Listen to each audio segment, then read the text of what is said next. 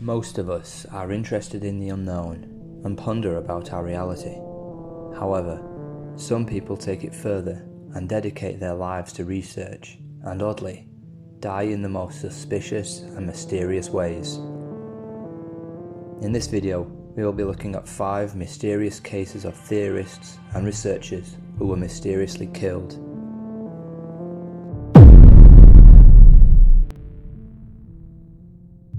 Stanley Meyer. It was the 21st of March 1998 when American inventor Stanley Meyer sat down to lunch at a barrel diner in rural Ohio. He ordered cranberry juice and the soup of the day. 10 minutes later, he would be dead. His last words were, "They've poisoned me." Stanley was a prolific inventor, and in 1960 created hundreds of gadgets from electronic banking and heart monitors. Stanley had no formal qualifications, but somehow saw opportunities to innovate in fields as erratic and as unexpected as his personality. On the 21st of March 1998, Stanley was dining for business rather than pleasure. He was meeting 2 Belgian investors in the hope of raising capital for his latest invention, the water-powered car. This was his crowning invention, a vehicle fueled by water, the most plentiful substance on Earth. It could supposedly run across the United States on just 75 litres of water, emitting only oxygen as waste. It would revolutionise transport. It would change the world and create astronomical wealth. Stanley said he had a working prototype, a dune buggy, which he drove from time to time.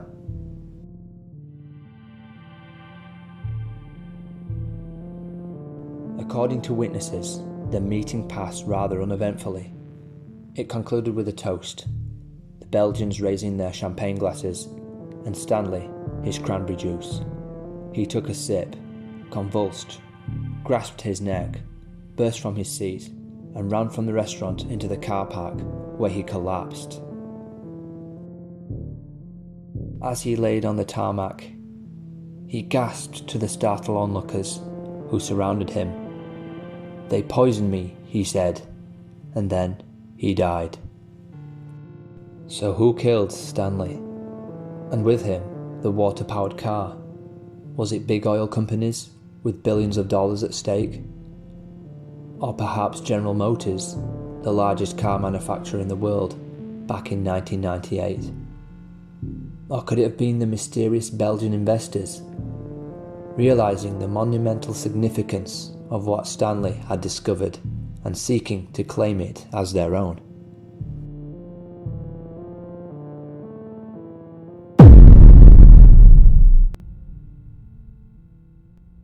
Max Spiers. Max was a British conspiracy theorist who spoke openly about several paranormal events. Max was obsessed with conspiracy theories and was totally convinced that the human race is governed by an unseen force called the Fourth Reich. His theories were doubted by many and blamed his theories on Max's mental health issues. In July 2016, Max was found dead on a friend's sofa in Warsaw, Poland. It was reported that just before his death, he was vomiting a mysterious black liquid, shortly after sending his mother a text message telling her that he was in trouble, and if anything happened to him, investigate. "They've come for me," he said. The Polish authorities recorded his death as a natural cause, but there was no post-mortem. There was, however, when he returned to Britain, but by this time it was impossible to see what the real cause of his death was.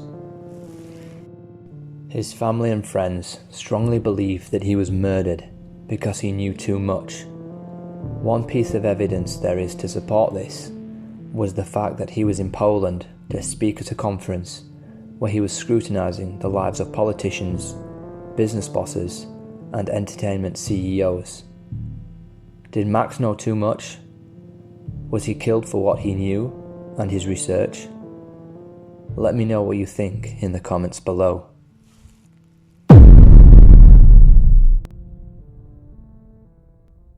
Philip Schneider was a UFO researcher that was born in 1947. Schneider got his fascination with research and UFO investigations from his father, who worked in nuclear medicine and was a United States Navy captain and was apparently responsible for testing of nuclear weapons in the Pacific Ocean, as well as the Philadelphia experiment. He stated that he helped build underground military bases and apparently had a skirmish with the Grey Aliens in 1979 at the Dulce underground base.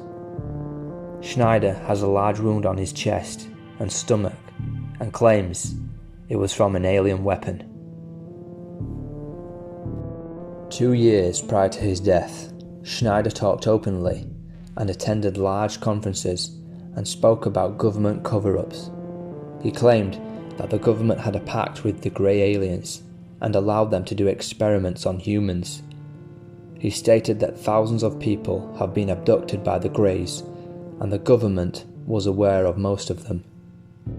Philip claimed that the government has been aware of the Greys' agenda since 1933. He went on to say that in the year 2029, the Greys will invade the world. In January 1996, Schneider was found dead in his apartment in Oregon. It was clear that Schneider was dead for a week before he was found. Initially, it was thought that Schneider had a stroke. However, after the post-mortem, it was reported that he had been strangled by a garden hose. People speculated that his death was from suicide. However, Schneider previously told his wife that if he was ever found dead, it would have been because someone had killed him to take what he knew to the grave. In addition to this, all of his research material was missing. He had no suicide note and was a religious man who didn't believe in suicide.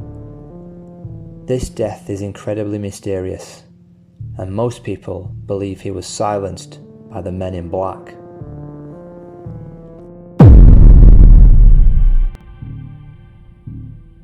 Ron Remmel was an intelligence agent and publisher of the Alien Digest.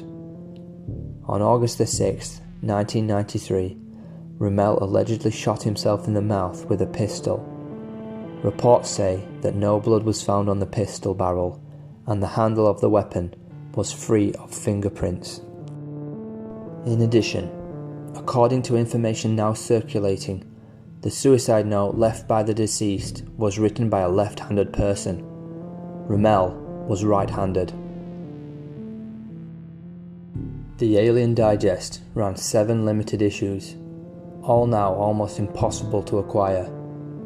One thing is certain, Ron Remmel's magazine was touching on sensitive issues, such as the predator-prey aspect of the alien-human relationship, and the use of humans as food and recyclable body parts.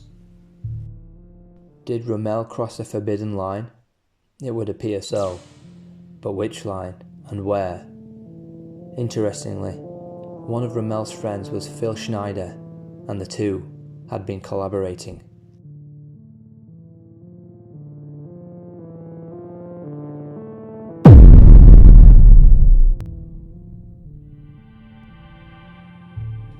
Back in 2015, a man called John Lang started uploading videos to his YouTube channel. On his videos, he explained that he was being stalked by the Fresno authorities where he lived. He believed that he was being stalked after he published an article on the Fresno Bee where he tried to uncover some of the Fresno Police Department's budgets and claimed that he found evidence of corruption on a large scale. The Fresno Bee is a newspaper that serves the residents of Fresno, California. Lang posted several online articles in an attempt to expose the Fresno Police Department. Since his articles went online, he claimed he started getting strange visits to his home and odd-looking people and vehicles parking outside his property. Lang then set up several security cameras outside his house and caught many suspicious people on camera. On one occasion, he claimed to have caught one of the stalkers conditioning his dogs to their scent.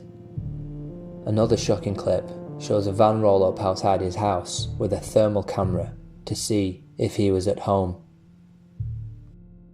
Finally, on January the 16th, 2017, he uploaded this video and commented, "If I turn up dead or missing, remember this van. I think I saw a couple of guys sneak out the back and into the building where it was parked this afternoon." I've caused the Fresno police a lot of problems recently, which I now regret. 4 days later, John's house was set on fire, with him inside, killing him. After the post-mortem, it was confirmed that as well as burns, John Lang was also stabbed multiple times. The most suspicious thing about this is that his death was filed as a suicide. The night before he died, he posted an online comment to a news station. This is what he wrote.